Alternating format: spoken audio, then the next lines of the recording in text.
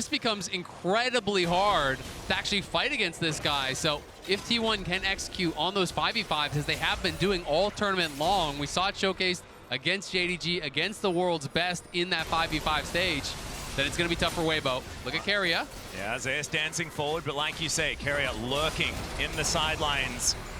Weibo just trying to deal with these minion waves, not wanting to give up more than they can afford to lose.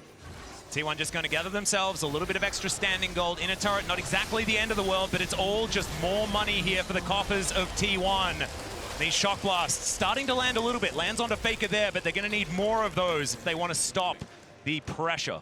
The shock blasts do hurt, but T1 is just playing so intelligently around this. They drop that pink ward mid. Zay is playing very far back because no one is answering top.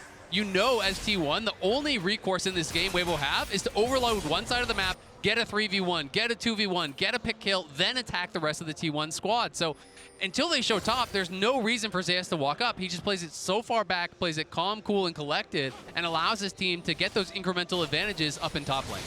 And this has now turned into an 8,000 gold lead. The Rebel Baron power play just kind of gigantic, given the fact that it was relatively close for a lot of this game. It's how T1 do really like to break open games, especially in the past when they were at their most dominant. Definitely a good sign if you are a T1 fan. And Weibo well and truly on the ropes here at this stage of the game.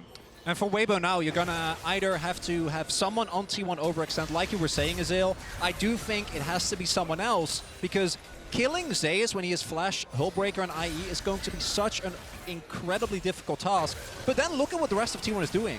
No one is actually segmenting themselves off from the rest. They're always working in tandem.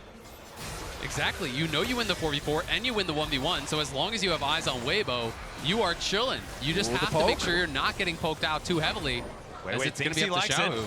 Faker waiting over the wall, wants to land that charm to start this fight potentially, but no. Weibo just back away, not wanting to take a fight unless it is far more within their favor and with more information.